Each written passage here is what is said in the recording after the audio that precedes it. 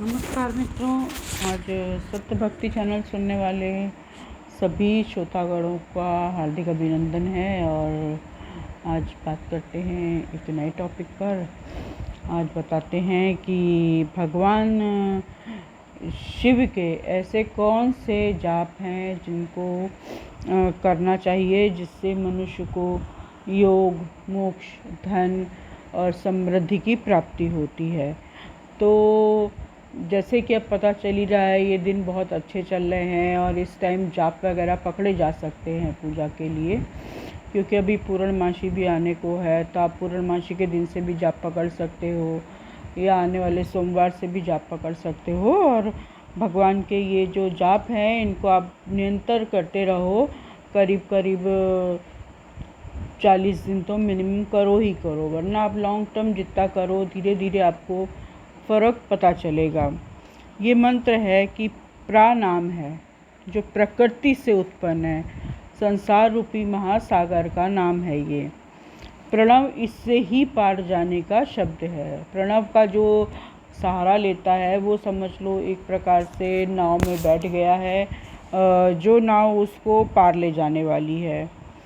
और ओंकार अपने जप करने वाले साधकों से कहता है कि तुम लोग जप करो, प्रपंच नहीं है जहाँ, तुम लोगों के लिए भी, मतलब तुम लोगों के लिए भी जहाँ प्रपंच नाम की कोई चीज़ नहीं है, वहाँ पर प्रणव है। ओम को प्रणव के नाम से ही जानते हैं, यानी आपको सांसारिक प्रपंचों से दूर रहना होगा। प्रा जो है वो प्रकर्षेण नयेत युष्मान मोक्षम इति वा प्रणवा, इस तरह के अर्थों से युक्त है। तो तुम सब उपासकों को बलपूर्वक मोक्ष तक पहुंचा देगा। रास्ते में आने वाले जितने भी विघ्न बाधा है ना, इनको ये खुद ही दूर कर देगा। आपको बहुत अधिक प्रयत्न करने की ज़रूरत नहीं पड़ेगी, बस आपको इसके साथ हाथ से हाथ मिलाकर चलते रहना है। इस अभिप्राय से इसे ऋषि मुनि प्रणव कहते हैं।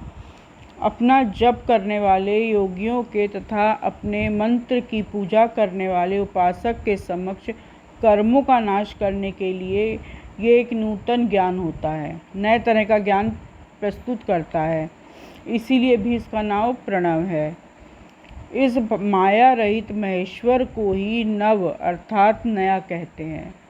संसार में जो जिसको माया घेरी रहती है वो महादेव, जिन्हें हम महेश्वर के रूप में पूजते हैं, वही महेश्वर जब माया से रहित हो जाते हैं तब हम उन्हें ही प्रणव के रूप में पूजते हैं। वे ही नूतन हैं, वे ही निव्य हैं, वे परमात्मा प्राकृष्ट रूप से शुद्ध स्वरूप हैं, इसीलिए प्रणव कहलाते हैं। प्रणव साधकों को नया यानी कि नव जीवन शिव स्वरूप बना देता है, इसीलिए भी विद्वान पुरुष उसे प्रणव के नाम से जानते हैं। इतनी भूमिका मेरे ख्याल से आप लोगों के लिए काफ़ी हो गई होगी कि प्रणव मंत्र क्यों महत्वपूर्ण है और हम क्यों उसका पाठ करें, और उसको पाठ करने से हमें क्या लाभ प्राप्त होते हैं। सबसे पहले तो परमात्मा ज्ञान प्रकट होता है, इसलिए वो प्रणव है, क्योंकि वो ईश्वर का ज्ञान देता है। आपको समय समय पर ऐसा महसूस होता है जैसे कि कोई सारथी है जो आपके साथ चल रहा है, तो वो सारथी आपका साथी बन कर के आपको लेके चल रहा है, और वो आपको ये ज्ञान की, जब आप जैसे जैसे पाठ करते जाओगे, भगवान आपको मैसेंजर के तौर पे एक सारथी की तरह आपको रास्ता दिखाते चले जाएंगे। प्रणव के दो भेद भी हैं, एक है स्थूल और एक है सूक्ष्म। तो जो अक्षर रूप है ओम, उसे सूक्ष्म प्रणव माना गया है, और नमः शिवाय इन 5 अक्षरों वाले मंत्र को स्थूल प्रणव माना गया है। एक होता है खाली ओम का जाप करना, वो सूक्ष्म है, अति सूक्ष्म, और जो ओम नमः शिवाय का जाप करते हैं वो स्थूल है। तो जिसमें 5 अक्षर सुस्पष्ट रूप से व्यक्त हों वो स्थूल है। जीवन मुक्त पुरुष के लिए सूक्ष्म प्रणव के जप का विधान है। जिसको मुक्ति की आकांक्षा हो, जीवन में जिसकी कोई इच्छाएं ना हो, उन लोगों को ओम का जप करना चाहिए।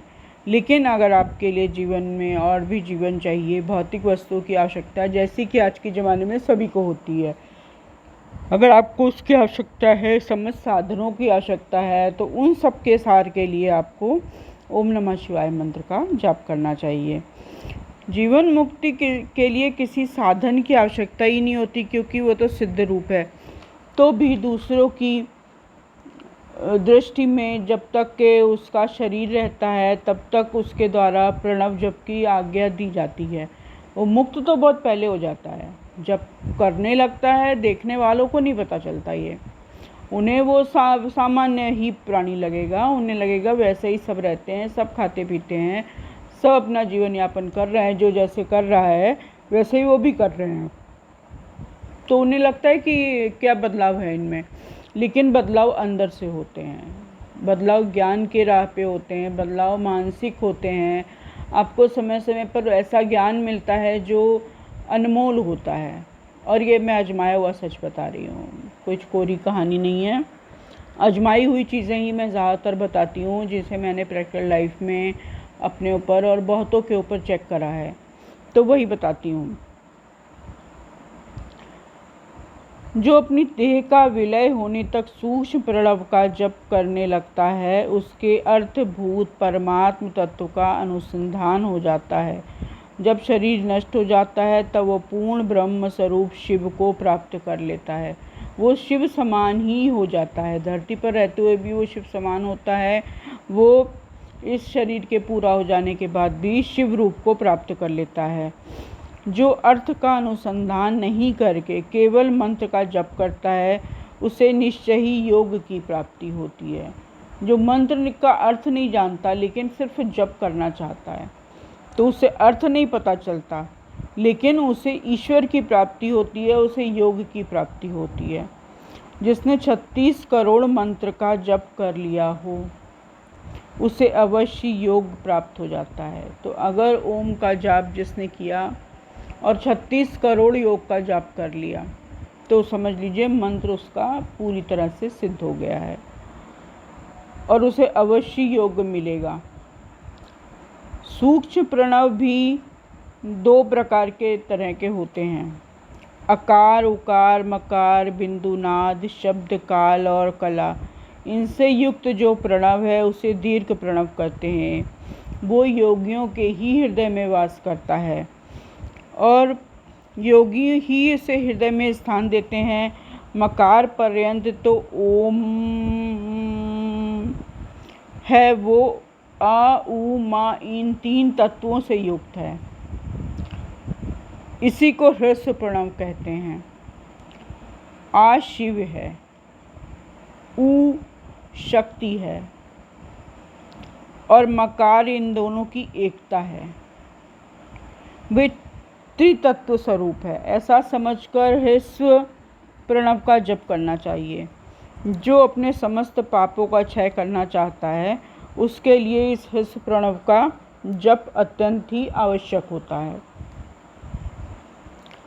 पृथ्वी, जल, तेज, वायु और आकाश, ये 5 भूत, शब्द, स्पर्श आदि इनके 5 विषय, ये सब मिलकर 10 वस्तुएं मनुष्य की कामना के विषय हैं। मनुष्य इनसे जुड़ी हुई कामनाएं ही करता है। इनकी आज्ञा मन में लेकर जो कर्मों के अनुष्ठान में लगता है, पूजा पाठ करता है, हवन आदि करता है, और वो प्रवृत्ति मार्गी भक्त कहलाता है। होते वो भक्ति हैं पर वे अनुष्ठान करते हैं।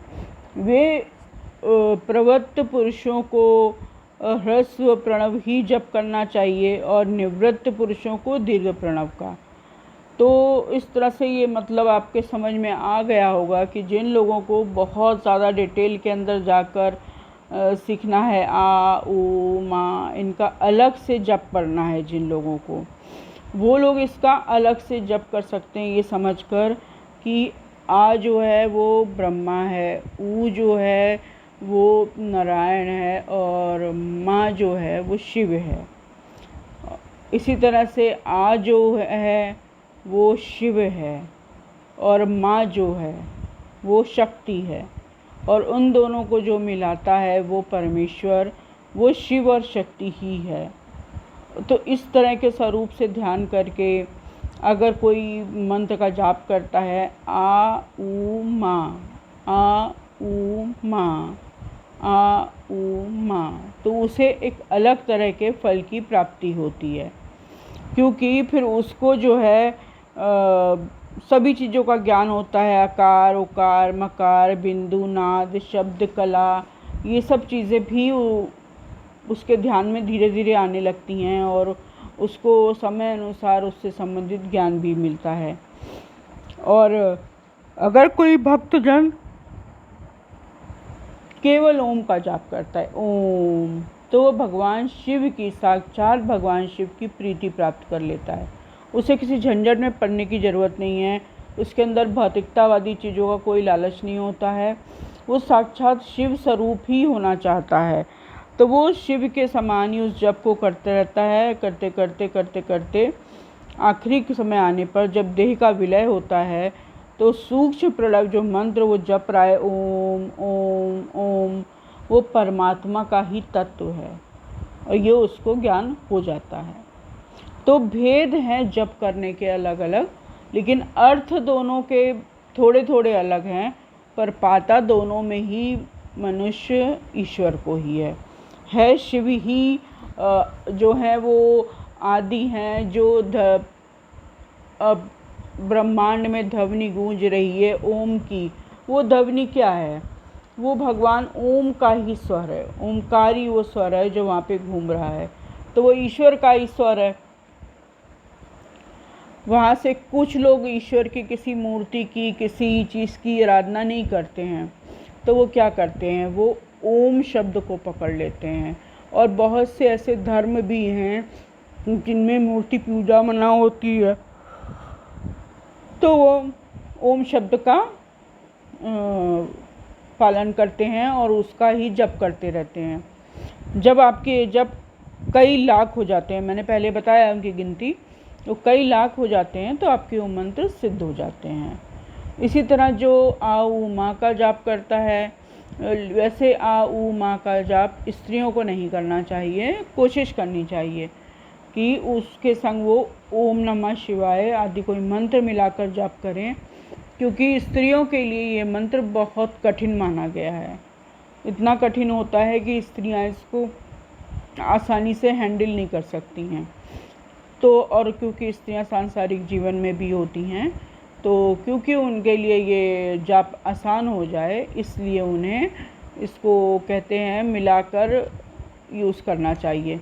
तो आप ओम नमो भगवते वासुदेवाय नमः, ओम शिवाय नमः, ओम महादेवाय नमः, ऐसे करके किसी भी अन्य मंत्र के साथ मिलाकर इस मंत्र का उतना ही तरह से जाप कर सकती हैं। गिनती उतनी ही रहेगी, आप जाप करते रहोगे और उच्चारण करते रहोगे तो आपकी उपासना सिद्ध हो जाती है।